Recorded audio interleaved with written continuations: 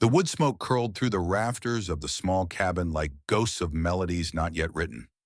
Outside, the Catskill Mountains wore their autumn colors like a patchwork quilt stretched across New York's forgotten hills. Inside, two men sat in the kind of silence that only old souls share, comfortable, expectant, waiting for something neither could name.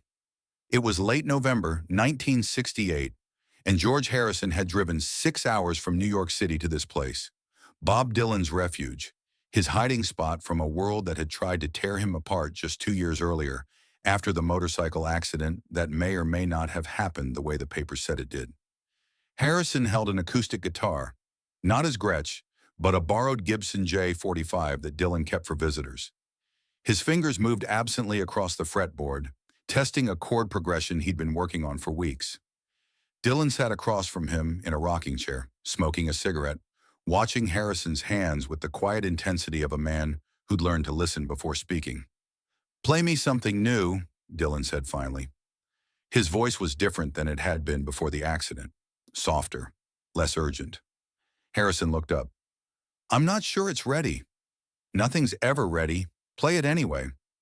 What happened next would become one of the most profound creative exchanges in rock history.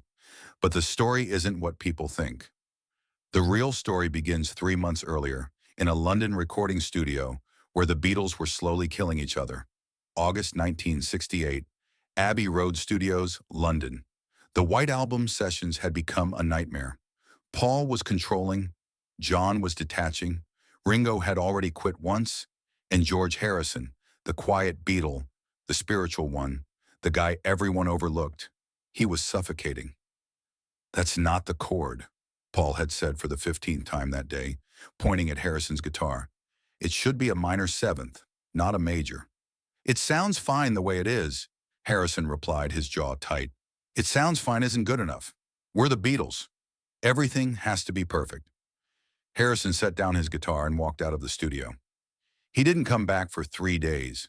During those 3 days, Harrison thought about quitting. Not just the session, the whole band. He was 25 years old and had been living in Lennon and McCartney's shadow since he was 17.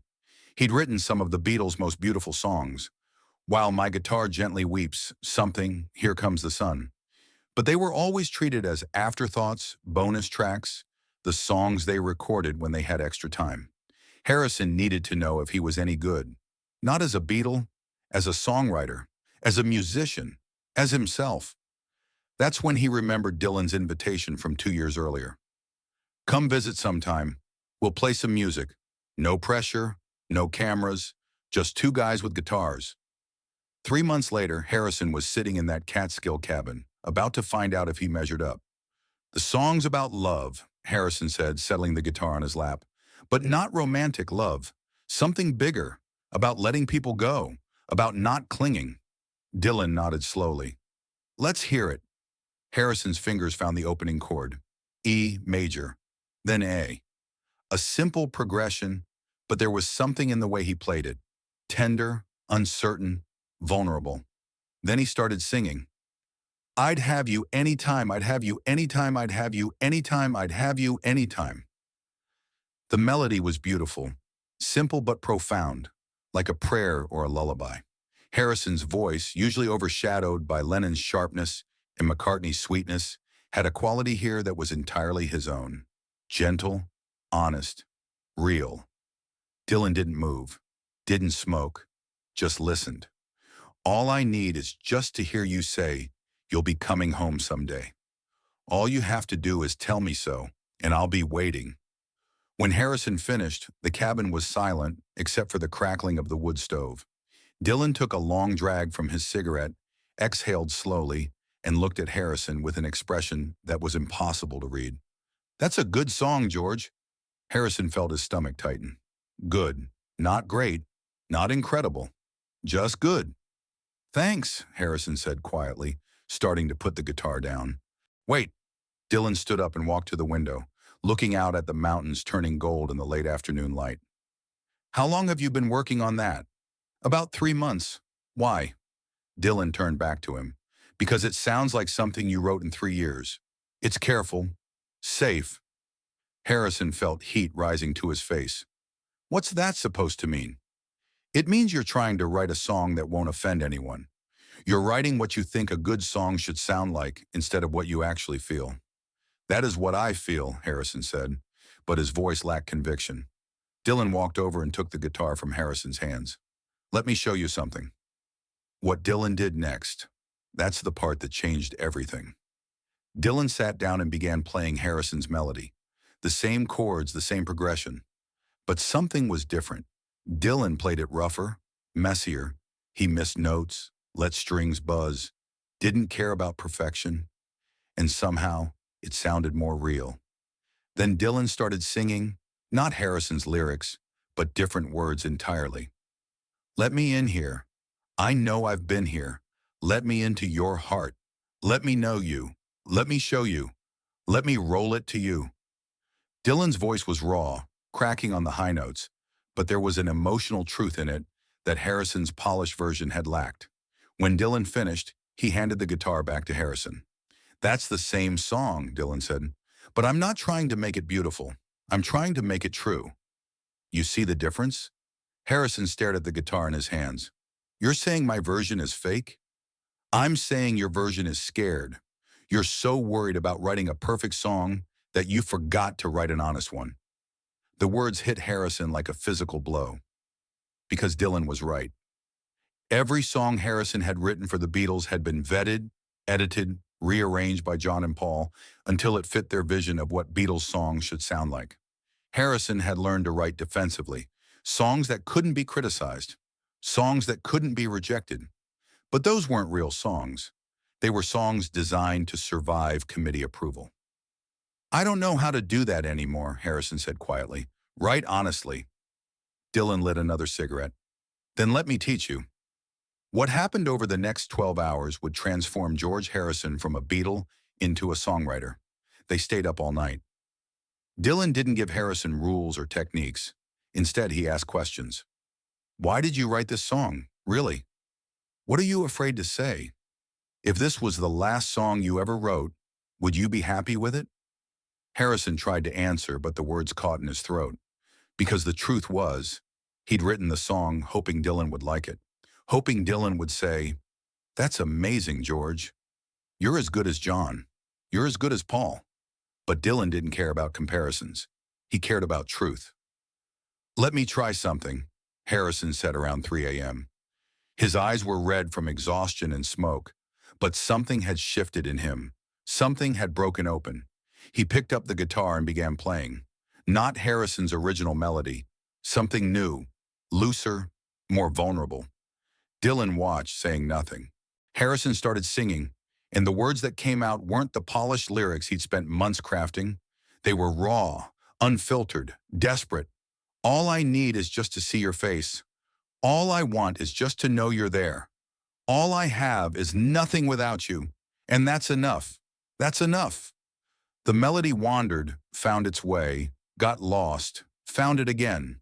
It wasn't perfect, but it was real. When Harrison stopped, his hands were shaking. There it is, Dylan said softly. That's the song. But it's a mess, Harrison protested. Half the lyrics don't even rhyme. The structure's all wrong. The structure's perfect because it's yours. Not John's, not Paul's. Yours. Harrison looked down at the guitar, and for the first time in months, maybe years, he felt something he'd almost forgotten. Pride, not in being a Beatle, in being George Harrison. Dylan, Harrison said, I need to ask you something. Ask. How do you do it? How do you write songs that are so fearless? Dylan was quiet for a long moment. Then he said something Harrison never forgot. I don't write fearless songs, George. I write scared songs. The difference is, I let the fear into the music instead of trying to keep it out. Fear makes art honest. Safety makes art invisible. The sun was coming up over the Catskills. Dylan made coffee. They sat on the porch watching the mountains turn from purple to gold. I want to record that song, Harrison said finally. The new version. The real one. You should, Dylan said, but not with the Beatles. Harrison looked at him sharply. What do you mean? You need to make your own record, George, without John and Paul telling you what sounds like a Beatles song. without committees and compromises. Just you and the songs you're afraid to share. They'd never let me do that. We have a contract. Then break it or work around it. But don't spend the rest of your life writing songs for someone else's vision. Those words planted a seed. 2 years later, George Harrison would release All Things Must Pass, a triple album that many critics consider the finest post-Beatles work by any of the four members. The album would include I'd Have You Anytime, co-written with Bob Dylan. But the version on the album, that wasn't the version Harrison played in the cabin. The album version was the rewrite, the scared version turned fearless. The song about needing approval transformed into a song about acceptance and letting go. But here's what almost nobody knows. That night in November 1968, Harrison and Dylan recorded something. Not in a studio, just Dylan's cheap reel-to-reel recorder, the same one he'd used to demo Blonde on Blonde. They recorded 6 songs. 3 were Harrison's rewrites, including the new version of I'd Have You Anytime. 2 were Dylan songs he'd been working on, and 1 was a song they wrote together, right there on the porch as the sun came up. The working title was Mountain Song. Harrison called it The Last Honest Thing. It was about 2 musicians who'd lost themselves in fame and found each other in the mountains. They never re-recorded it, never tried to release it. The tape sat in Dylan's archive for decades, forgotten or ignored. In 2001, George Harrison died. He was 58 years old. Too young, too sudden. The world mourned the quiet Beatle. 3 weeks after the funeral, Dylan received a package. Inside was a letter in Harrison's handwriting, written 6 months before his death. Dear Bob, I've been thinking about that night in 1968, about Mountain Song, about what you taught me about fear and honesty. I never thanked you properly. You saved my life that night, not dramatically. You just reminded me I was allowed to be myself. I'm sick now, sicker than I've let people know. And I keep thinking about that porch, watching the sunrise, feeling like I'd finally figured out who I was supposed to be. The tape is still somewhere in your archive. If you ever find it, don't release it. Keep it for yourself. Let it remind you that some moments are too perfect to share, that some songs belong only to the people who were there when they were written. Thank you for everything. George Dylan didn't find the tape until 2007. By then, he'd forgotten exactly what was on it. He set up the reel-to-reel in his home studio and pressed play. The sound quality was terrible. Hiss and pops, muffled voices, the scrape of guitar strings. But then he heard it. George's voice. Younger, uncertain, brave. We climbed up to the mountaintop to see what we could see, and all we found was ourselves, and that was enough for me. Dylan listened to the entire tape, all 6 songs, and when it was over, he sat in silence for an hour. According to people close to Dylan, he never spoke publicly about the tape, never mentioned it in interviews, never tried to release it. But he did something else. In 2009, Dylan performed at a benefit concert for music education. Near the end of his set, he played a song he'd never performed before, a slow, mournful ballad with a simple melody. Halfway through, he stopped playing and said to the audience, "This one's for George. He taught me that sometimes the best songs are the ones you're afraid to sing."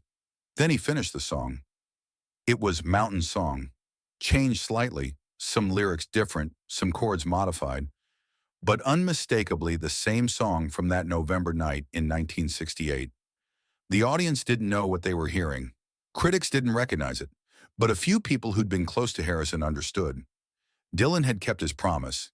He hadn't released the tape, but he'd honored the song.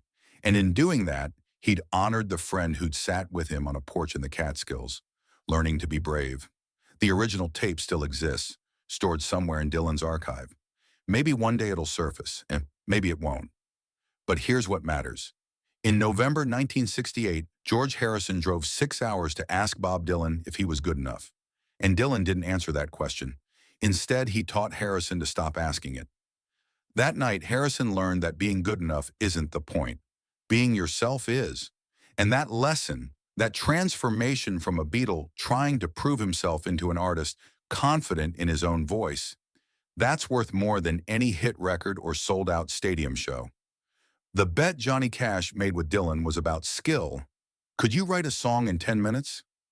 The challenge Dylan gave Harrison was deeper. Could you write a song that's true even when it makes you vulnerable? Harrison answered that question the rest of his life. Every song on All Things Must Pass. Every quiet rebellion against John and Paul's dominance. Every moment he chose honesty over approval. And it all started in a cabin in the Catskills, with two guitars, a reel-to-reel recorder, and the sunrise breaking over mountains that had seen everything and judged nothing. Some bets you win with skill, some challenges you answer with your whole life. If this story moved you, subscribe for more untold music history. Like this video if you believe the best moments in music happen when nobody's watching. And drop a comment. What song changed your life? Let's talk about the music that made us brave.